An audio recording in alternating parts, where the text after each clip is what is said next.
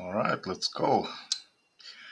I have this Mul-T-Lock integrator in my hand, which we are going to pick for a blue belt. I have these keys for it. Both of them should work. There we go. We have a screw in the back.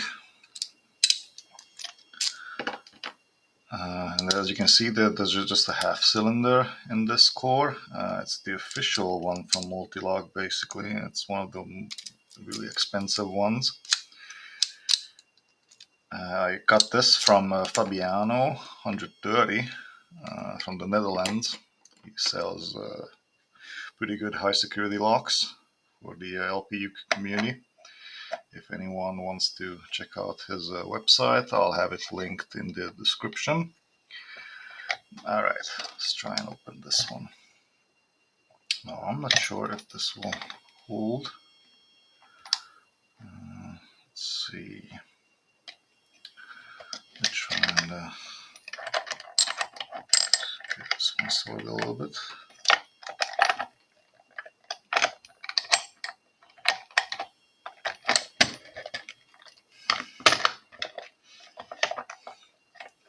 Hopefully the keyway is visible.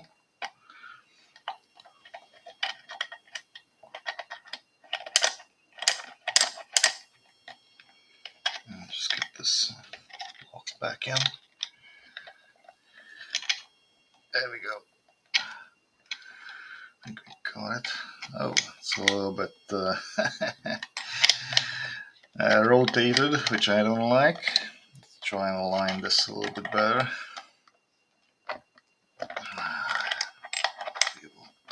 Come on.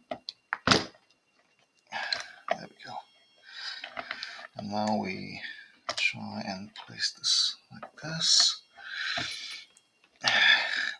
Come on. There we go.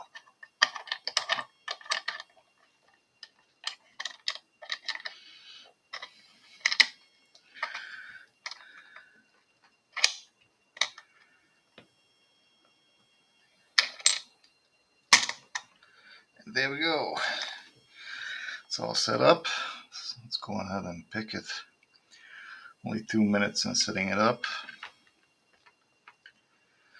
Just wasted. I'm going to use this 1.5 millimeter BMS 09 dimple tensioner from Multi-Pick. This one comes with the Elite Pick set. If anyone wants to buy that one, the expensive one. And for this one, I'm going to use my custom large flag. This one's especially built for opening multi-locks. Alright, let's start. So I'm on number 3, and we already have a bit of a false set, but we need a deeper one in order to open this lock. Just try and probe 4 for that.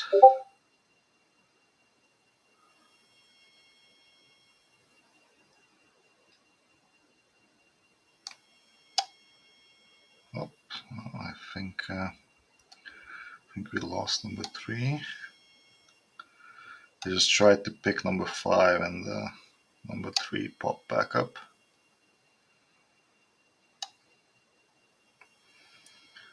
So number 1 is not binding. Number 2 looks fine. Number 3, number 4 is not binding. Number 5 is not binding.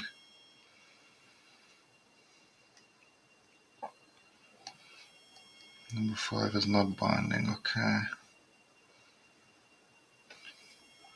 Start from the beginning. Number 1, not binding. Number 2, not binding. I think it's number 3, has to be.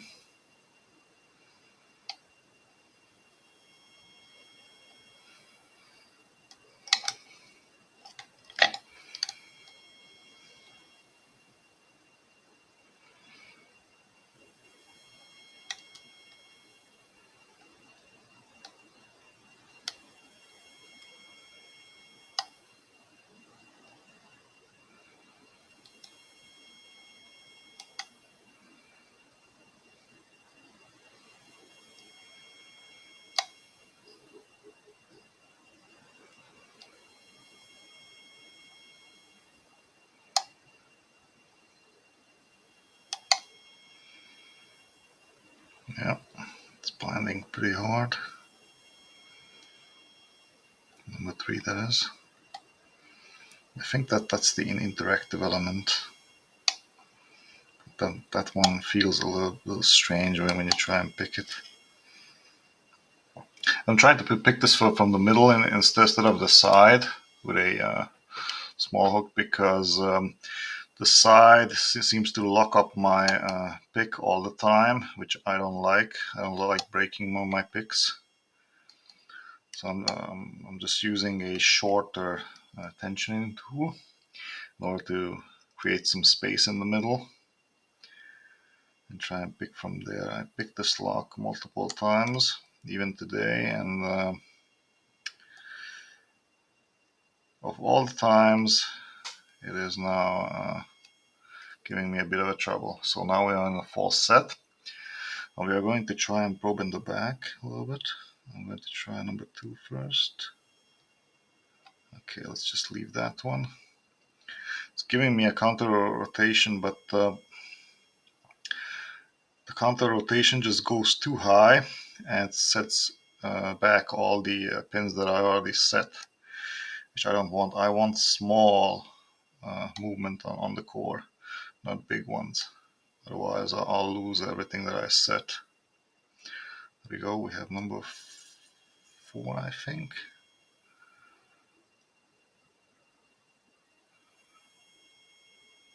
No, come on.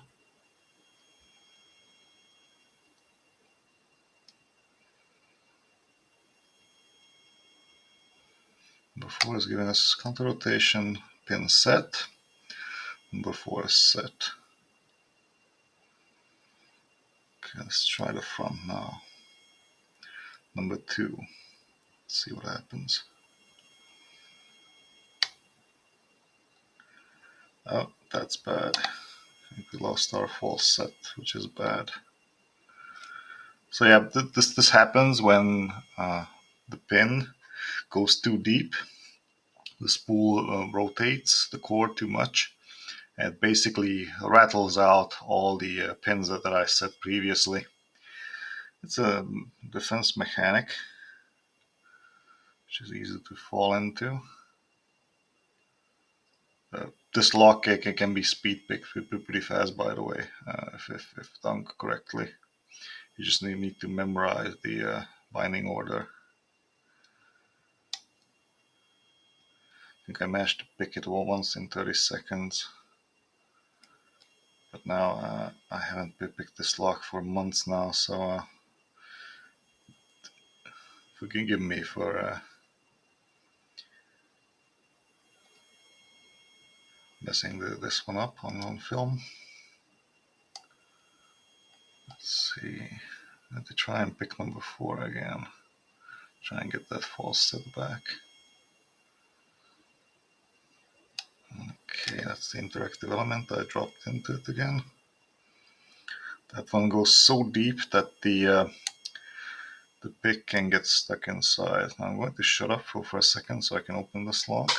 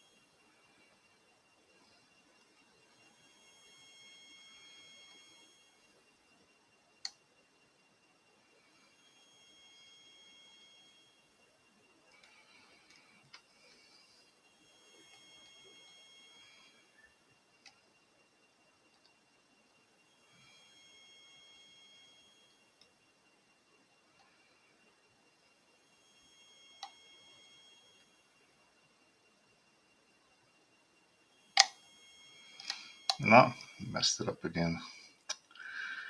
And you need to pick the ones in the back and in the front. So number 3 again, false set. You go into the back now. In fact, let me try and pick one first.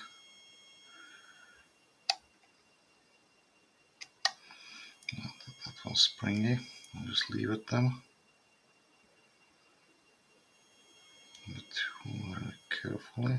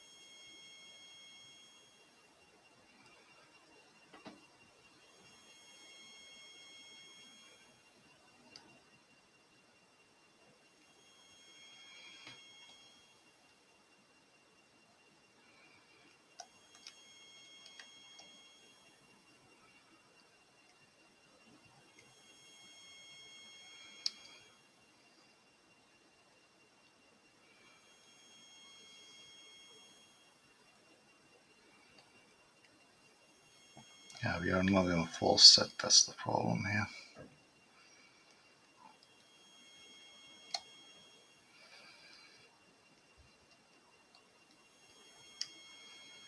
Now sometimes it is faster to just reset the lock right from the start. And we're going to do that, just that. Okay, let's try this again.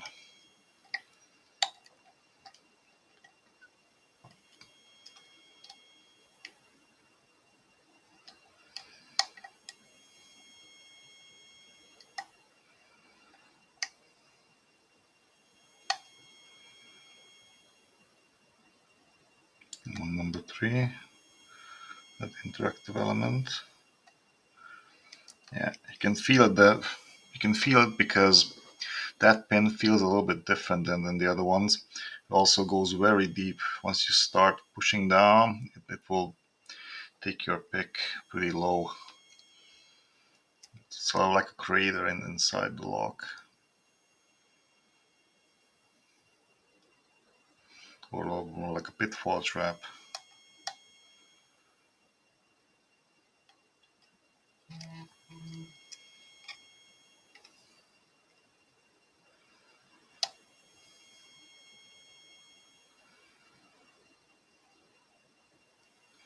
Need to try and pick number 3 again for a false set.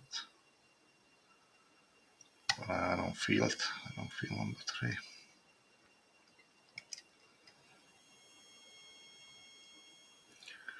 Number 2, number 1 is springy.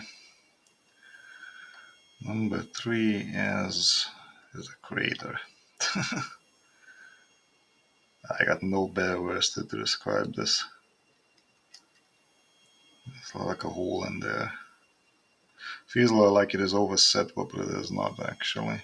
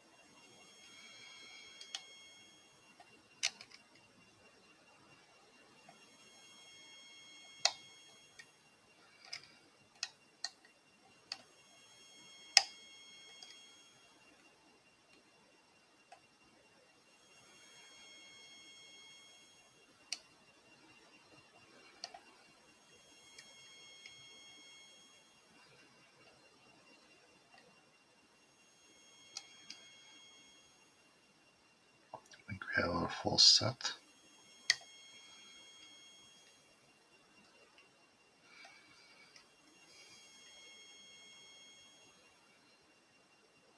I'm going to probe the back pins, see which one binds.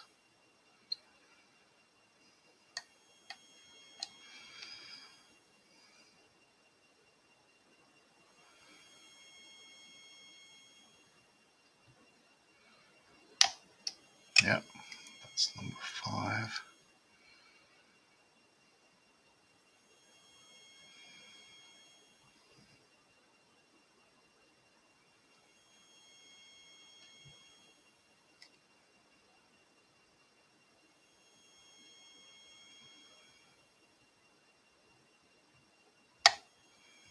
Number 2.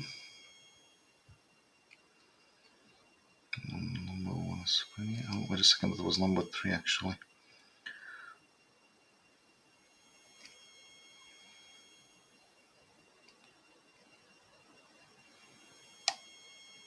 Number 2.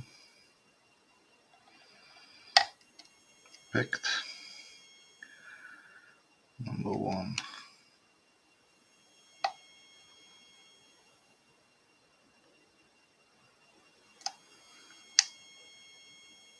Stuck. Pin is stuck.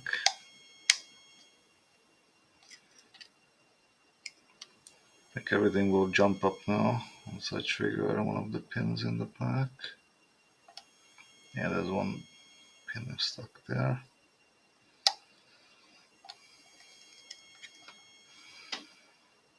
Number 1 jump back up.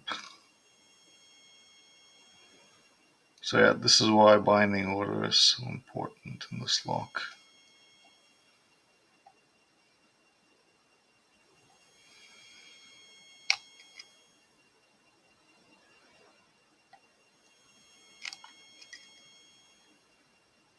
Now we're on a deeper false set.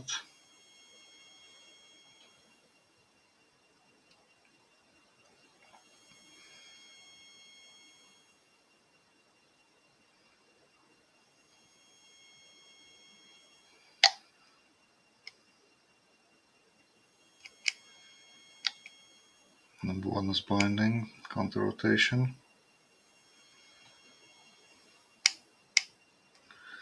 We slipped. Let's hope I didn't lose my deep false set.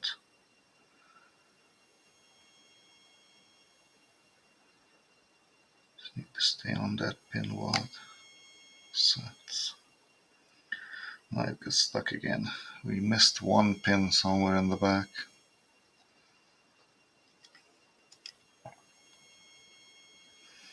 Hopefully these videos are somewhat helpful. So there we go, we have it open. Number 1 got back down, and then we picked number 3 again, as it somehow managed to spring back up. So now we have an open. I'm going to cut this on video real quick before my 10 minutes run out. Here we have the lock open. I'm going to lock it back up.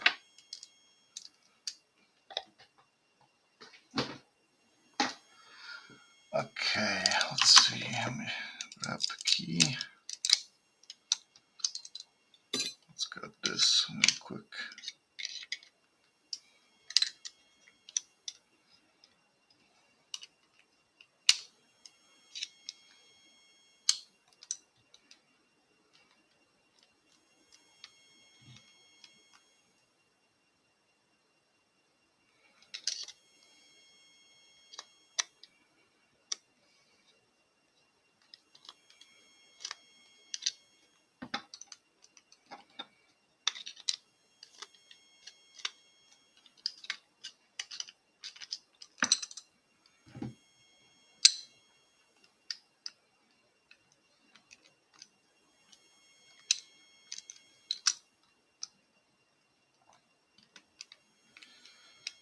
It is still stuck for some reason.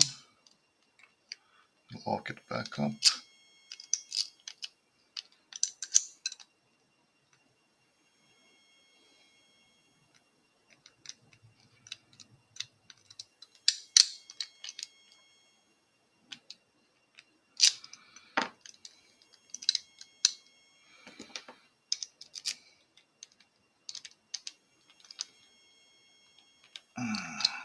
I can pull the core. Okay, this one's a failed attempt. We'll try this again, I guess. Once I figured out how to gut this lock properly. Yeah, I never got it in this one before. And the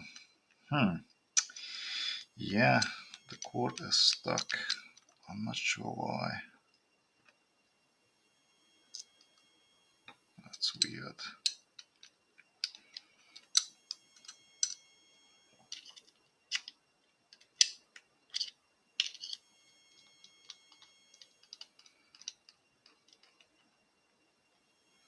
Yeah, the thread in the lock seems fine. Why does it not let go of the core? I don't get it.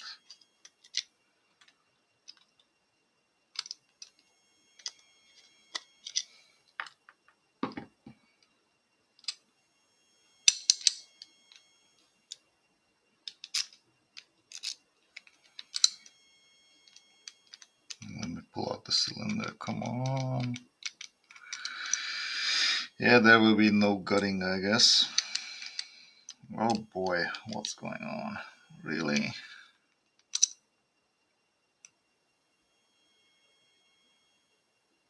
Yeah.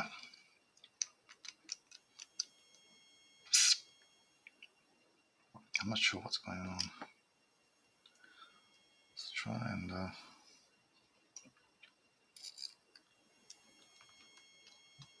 push it out, maybe.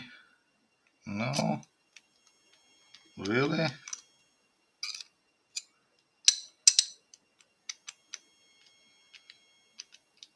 I need to lock it back up to open it. I mean, to remove the core. Nope. Yeah, I gotta watch some videos on this. If anyone has any ideas how to gut this lock, let me know. I'm lost for words.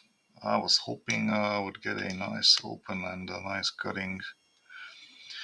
For some reason, the cylinder doesn't want to come out of the lock, which is very weird. I never had this problem before. I also never gutted this lock before. Yeah, I'll just cut the video short then. Thank you guys anyways for watching.